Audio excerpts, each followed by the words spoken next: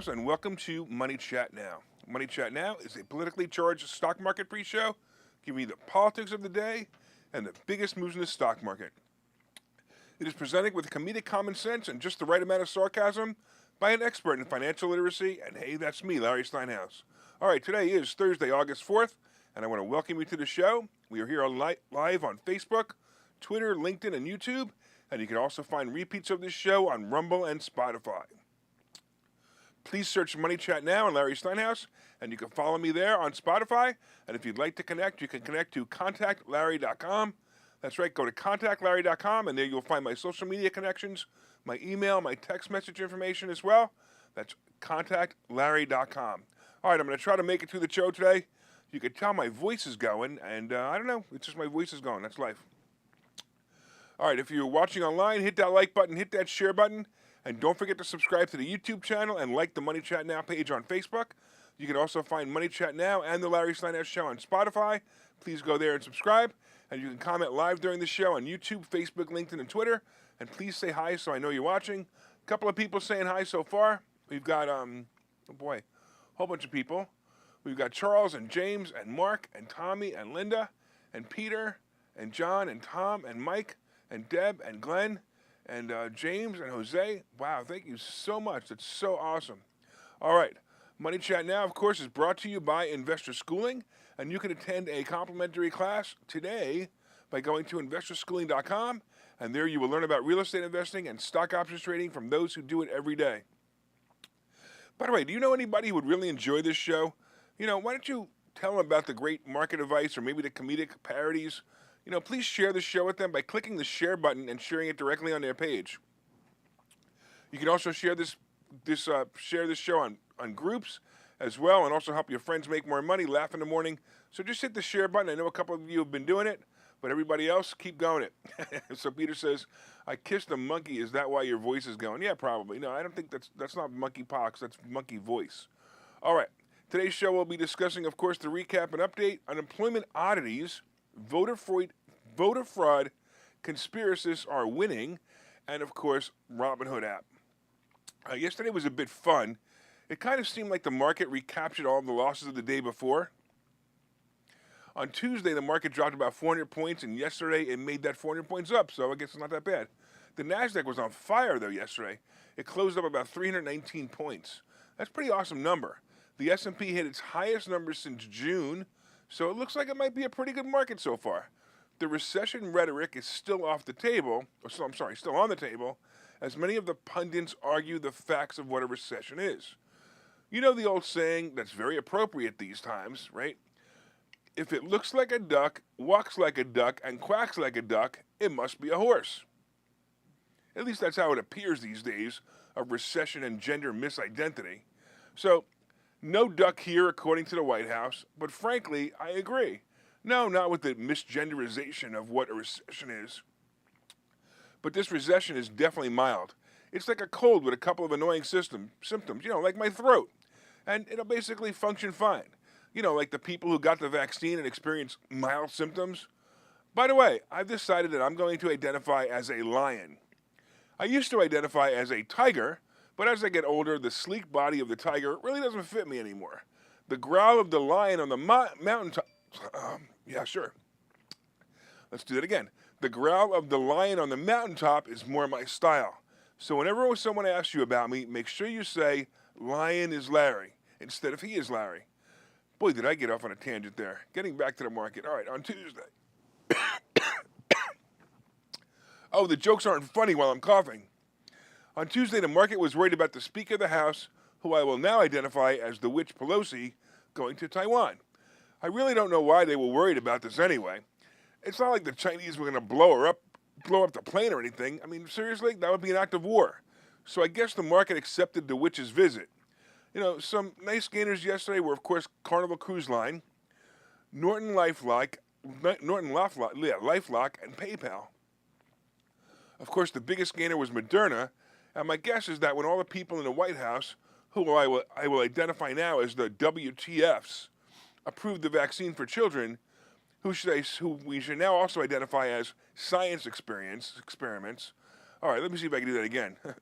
The people in the White House I will identify as the WTFs, and the children I will identify as the science experiments. The stock benefited. Oh, this is so terrible. They probably benefited from the WTFs ordering the vaccines for the science experiments. That way the witch can make a huge profit. I'm going to have to read this again one day when my voice is back, because I thought that was pretty funny.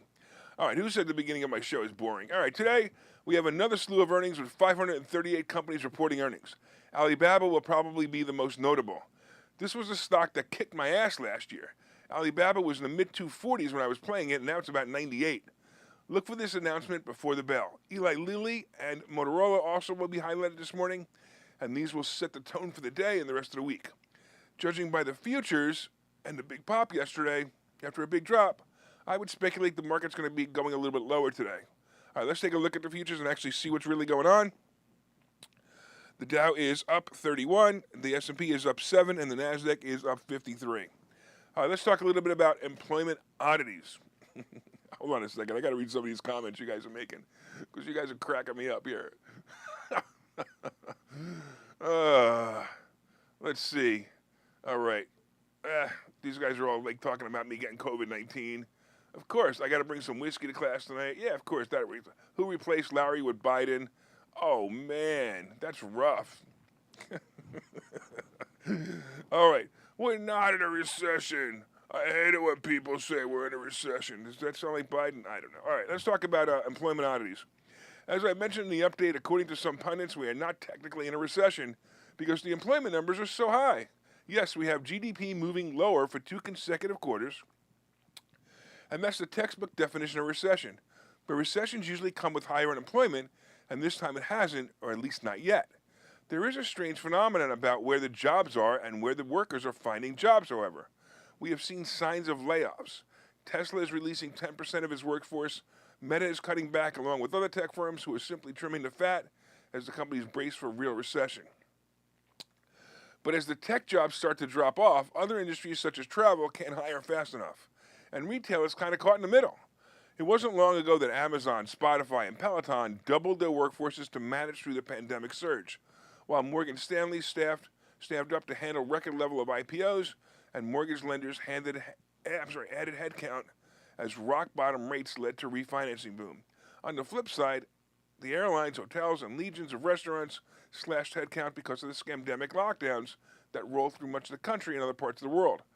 Now you're seeing the opposite. Those who hired through the scamdemic are now letting the employees go, and those who fired during the scamdemic are now trying to get all they can back. But that's going to stop soon, and the employment market is going to level off with higher unemployment. In some ways, it might be a good thing. The average American worker has no work ethic anymore anyway. They come to work late, they go home early, they do absolutely the minimum they need to get their paycheck. The employers have to put up with it because they realize that at least they perceive that they can't replace this employee. Eventually, the market's going to be flooded with those replacements, and in order to get a job or keep a job, a better work ethic is going to be required. When was the last time you walked into a retail store and the smiling worker said, "Good afternoon"? Probably not in 10 years, right? Now they hide in the back room until the customer yells, "Hello, anybody home?" And by the way, that's exactly what happened to me last week. I walked into a store. It was empty of all customers and employees. And I yelled, "Hello, is anybody home?" And then I heard someone from the back yell, "No, we're all at work." I walked out and mumbled, "Apparently not." So hard work, or maybe not hard work, but conscious work, might be the wave of the future. The real recession is coming, and my guess it's going to be in 12 to 18 months. Brace for it, but brace for it with a good work ethic. I suggest you read or reread the book called Who Moved My Cheese? It's probably very appropriate right now. All right, we're going to take a break while I maybe get a glass of something to bring my voice back and see if I can make it through the next 15 minutes. I'll see you guys in about a minute. Okay, so you thought about buying and selling real estate. You've thought about investing in the stock market, but don't know where to start. Well, what if you could find a place to unlock strategies to master both real estate and the stock market, all without the headache? That place is Investor Schooling, hosted by Larry Steinhouse, an expert in real estate, financial literacy, and the ins and outs of the stock market. You can attend Investor Schooling in person or online 8 times a month. You can and will learn how to make money in real estate, and you will learn mastery of stock techniques such as options and covered calls. You will even get a chance to ask one of your burning questions to the stock options sultan, the master of picks and plays. Call 866-424-2829 for free information and receive a complimentary pass to attend classes, or register online at investorschooling.com. Don't delay. These passes are limited. So what are you waiting for? Call 866-424-2829. That's 866-424-2829. Or visit investorschooling.com. That's investorschooling.com.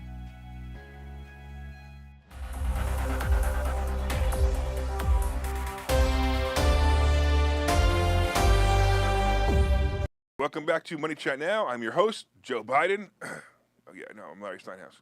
And if you'd like more information on investor schooling, of course, you can go to investorschooling.com or call 866-424-2829, 866-424-2829. Hey, I want to welcome you back to the show. We are here live on Facebook, LinkedIn, Twitter, and YouTube, and you can also find repeats of the show on Rumble and Spotify. Please search Money Chat Now and Larry Steinhouse on Spotify. And you can, oh boy, and you can follow me there as well. Hey, if you'd like to connect, please go to contactlarry.com. Just don't connect to me today because I'm not going to be able to talk to you. Go to contactlarry.com, and there you'll find my social media connections, my email, my text message information, and everything else you need to know about me. Don't forget, hit that like button. Let me know you enjoy the show. Come on, hit that like button. I'm here suffering with this sore throat, doing this show for you. At least you can do is hit the damn like button. All right, you can also leave comments on Facebook, Twitter, LinkedIn, and YouTube, and I'll try to respond to them live. All right, right now, let's take a look real quick. The futures are still up. The Dow is up 33. The S&P is up 8. And the NASDAQ is up 56. We talked about the employment oddities. Coming up, of course, we have voter fraud. I can't even read. Voter fraud conspiracist warning and Robinhood. All right, and of course, today we have today's picks and plays. But did you guys hit that like button? Come on, you promised me. Hit that like button. Hit that share button. And don't forget to leave comments on Facebook, LinkedIn, YouTube, or Twitter. And we're live on all of those. And again, you can find repeats of the show on Rumble and Spotify. Hey, don't forget to order my book. My book, Money Hacks, is now released. You can get the book wherever you order fine books. Order it today. You'll have it in a day or two. Listen, if you've read the book or if you've gotten the book, hey, do me a favor and leave me a good review. I totally appreciate that. All right, let's get into the second half. All right, real quick. So Seth said, I can't get COVID because I've been sick so many times. I'm immune to everything. Apparently not. But I can't get COVID for one specific reason. I will never get tested. All right, hold on, because this is good. So I want to make sure I can read this without dying here. All right, here we go. You ready? Hello, YouTube. Hello, Facebook, and other censorship platforms with your own agenda. We all know that the election in 2020 was absolutely 100% illegal with no fraud whatsoever. The movie by Dinesh D'Souza was theater, and he should go to jail for trying to incite a riot. Clearly, the great and powerful idiot, Joe Biden, was elected fair and square, and how dare any of you think otherwise? In fact, if you try to think otherwise, you'll be considered a conspiracy theorist and a terrorist. So if you think there was election fraud, you better unfriend me right now, because I don't want to be associated with your kind. Now that we cleared that up, for the Facebook and YouTube censor bot, here's an interesting phenomenon going on across the country. It appears that the Republicans who believe that voter fraud, because these conspiracy theories, they believe that voter fraud was an issue, are winning elections across the country. Some are even advancing to positions where they could influence running future elections if voters put them in office this fall. I wonder why voters would do such a thing. When we clearly have the safest and most fair election system we have ever had. With the paper that you fill in the dots and then walk over to the scanner that eats your paper and spits out a sticker that says, thanks for voting? So why would people like Carrie Lake, a former television journalist backed by Trump, focus much of her campaign on claims that President Biden's victory in Arizona was fraudulent, even though the state election officials have found no widespread evidence of that? I wonder why. Supporters of Trump's election fraud claims also scored wins this week in Michigan, another top presidential battleground state. In next week's Wisconsin Republican primary for governor, the top candidates have all backed the former president's claim of widespread election fraud. What is wrong with these people? Nevada Republican voters in June selected former state lawmaker John Marchant, who has been repeating the claims that the 2020 election was stolen from Trump. So why are these people who claim the election was fraud winning primaries? In fact, how can they be winning primaries if the government, who is here to help us through these tough times of election integrity, has proven beyond the shadow of a doubt that Biden was elected fairly? After all, he did get more votes of any president in the history of elections. You know, the guy who had 7 people of his rallies who was running for while he was running for office? Well, I, for one, believe that the election could not possibly be rigged, because if I believed anything else, you wouldn't be allowed to watch this show on YouTube or Facebook.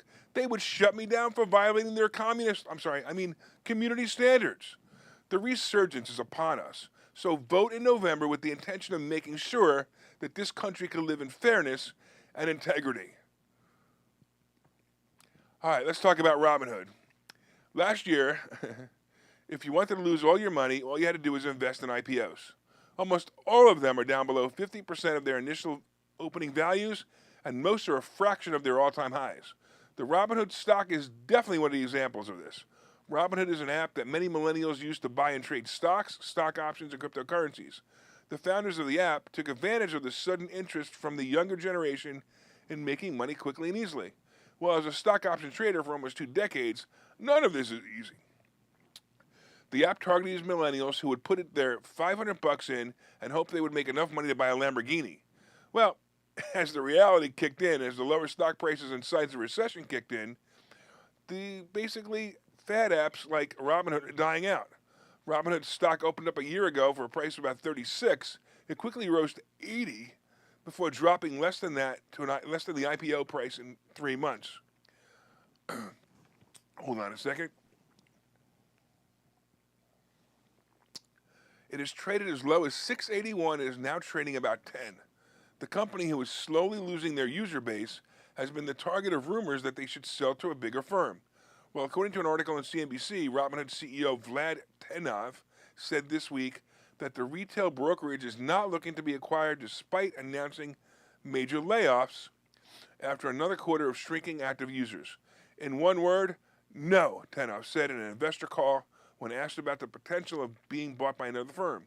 He continued, "I think we're in a great position as a standalone company. I love a standalone company." Robinhood cut its full-year expense guidance by roughly $290 million, which included about $70 million decline in expected share-based compensation. Look, I got to tell you, I've claimed many times that even the name is a problem. The name Robinhood is a magnet for millennials and the younger generation, but people with real assets would be too embarrassed to tell their friends that they're trading on an app called Robinhood that's basically made for children. It would be like telling a corporate client that you're taking him out for a day to play golf, and then you pull up to a mini golf place and say, "Come on, let's go play." It just won't fly.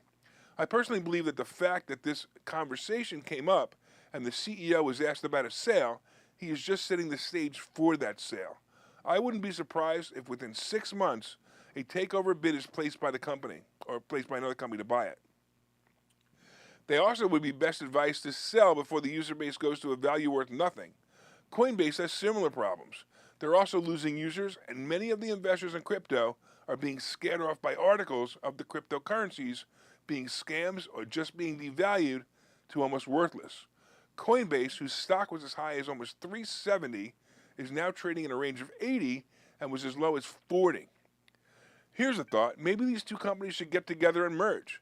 You know, maybe they should become Robinbase or maybe Coinhood.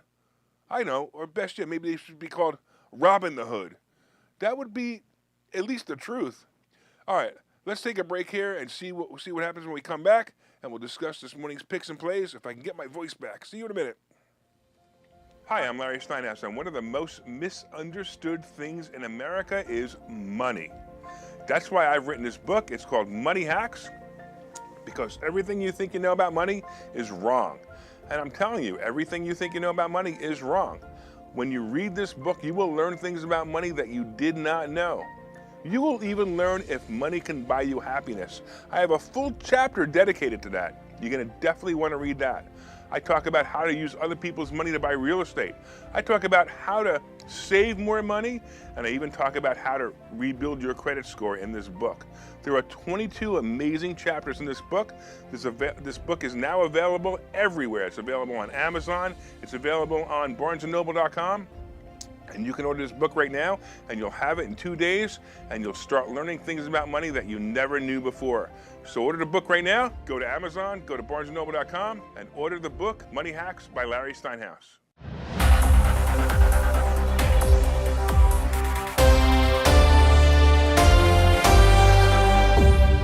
All right, welcome back to Money Chat Now. I'm your host, Larry Steinhouse. Of course, now my voice is starting to come back. Great. I have to go back and start the whole show again. All right, I want to remind you also that the show is now open to sponsorship. Look, I've sold hundreds of books to people who listen and watch this show every day, and we have raving fans. So if you want to advertise your product on the show, please reach out and let me know. You'll be advertising on this show. You'll be advertising on the radio with the other shows. So anywhere I go, you'll be advertising with me as well, and we're on every day. By the way, did you also know that we have the interviews from Interview Tuesday on a website called Money Chat Now? We'll be getting back to Interview Tuesday next week. You also can find Money Chat Now breakout stories on Spotify. So if you ever wanted to look for a specific story that you heard that you thought was funny, you can just go to Spotify by just searching Money Chat Now or Larry Steinhouse. And please subscribe to the Spotify channel when you get there. All right, right now we still have the Dow is up about 24, the S&P is up 6, and the NASDAQ is up 47. We talked about employment oddities and how, people have to start working, the work ethic's going to have to change or they're going to be in trouble. We talked about the fact that there can possibly be no voter fraud. It's impossible. I mean, come on. How could anybody cheat in an election? They're so well monitored and, so we definitely have no problem. So I don't know how all these voter fraud conspiracists are winning elections. And then, of course, we talked about the Robinhood app and how they need to sell to somebody. And, of course, coming up, we have today's picks and plays. But first, did you guys hit that like button yet? Did you guys hit that share button? Come on, hit that like button. Hit that share button. Tell all your friends about the show. Let them know how it's both entertaining and educational. Please share it on your page or groups that you feel may also enjoy the show. Have them like the Money Chat Now fan page so they can get notified of the show every morning. And you can also leave comments on Facebook, Twitter, YouTube, or LinkedIn. And also tag some of your friends in the comments section. And this way, they could have some fun and learn. All right. Let's look at today and see what it'll bring. We do have a couple of things going on that we should take notice of and maybe worry about. Tomorrow we will have the official jobs report being released. Now, this is going to be the game changer right here. If it comes in as predicted, nothing will really change. However, if layoffs are happening, the question is if this will be reflected in the report or in the next report. So really what's going to happen is we're seeing layoffs. It's going to happen. There's no doubt. The real question is whether we're going to see this in this report or the next report. And look, if there are layoffs and the unemployment moves up a little bit, which it probably will, but if it moves up even just a notch, it's just going to become a talking point. See, we really are in recession. We really are in recession. The reality is we really are in a recession, but it's such a mild one that we're going to be okay. The reality is the next one's going to be tough. I also think we're going to see a little dent tomorrow, but the next report will be the one that will show the pendulum starting to swing. So this report might be okay. The next one's going to show higher unemployment. There's no doubt. I'm also finally seeing the travel stocks moving up. CCL is about $10 right now. Look, I've said this before. I highly recommend that you get into this stock before you can, while it's under 2 digits, because it's going to be a really good play. And if it drops below 9 again, jump in. It's really a good buy. Also, it looks like Meta is following its normal pattern of dropping right after earnings and then moving up quickly. I need 10 points by closing tomorrow to break even on a stock option play that I screwed up on. We'll see. Maybe I got lucky. I need 10 points. We'll see what happens. All right. Apple moved up nicely yesterday. Also as the bond market dropped just a little bit. The market looks like it's in a recovery, but be warned. This is when the steak is made and the greedy ones get a tuna fish sandwich. And if you don't know what I'm talking about, you want to come to Investor Schooling and learn about the steak and tuna theory, because it's definitely what's going to happen. All right, let's take a final look at the futures and see what today is bringing. You can see the futures are moving down. We have the Dow is up still $5 for 5 points. The S&P is up 4, and the NASDAQ is up 39. So we'll see. I don't have high hopes for today. I think it'll be a move. All right. Let's talk about the crypto scene. So Bitcoin is hovering at around 22,855. Like it's moving down, but it's still up from about a month ago. And Ethereum is holding its own at about 1625, and both to me are still too high. I say they're too high. I wouldn't be touching them right now. I think I don't know. I'm not a Bitcoin fan anyway, or a crypto fan anyway, but I just think that they're too high. So it also looks like gold and silver have possibly hit their bottom for now. Yeah, they're rough. Like we got gold at 1782, we got silver above 20 again, which I'm really happy about. I'd like to see silver above 25 again, because that's what I count my coins as. I count them as 25s. No matter where they are, anywhere between 20 and 30, I count them as 25s. But I wouldn't mind if they doubled right now. It'd be nice if silver went to 40 and if gold went to 3,500. All right, the Treasury bond. The Treasury bond is right about where it's been, and it's dropped to about 2.72, so it's really not moving much. So that's kind of interesting how the Treasury bond is not really moving. It's a good thing and a bad thing. It means that people are like they're not really buying bonds right now. They're just kind of sitting there and waiting to think. We'll see what happens. The big news is oil is down to 91.5 a barrel. So oil keeps moving down, and the average gas price keeps moving down too. It's now down to $4.31 a gallon. Hey, everybody, thank President Biden because he made oil prices go down about 85 cents. Oh, wait, or was it go up $2? I don't know, something like that. I want to thank you all for watching the show. We are here live every morning on 7:30 on Facebook, Twitter, LinkedIn, and YouTube. And I'm gonna I'm gonna prepare for tonight. Hopefully I'm gonna get my voice back. So if you come to class tonight, you can see me. You can also find repeats of this show on Rumble and Spotify. Of course, as you know, my name is Larry Steinhouse. I am the host of Money Chat Now. I am the CEO of Investor Schooling. And don't forget, you can contact me at contactlarry.com. That's contactlarry.com. I'm cutting out here a minute early, so make it a profitable day.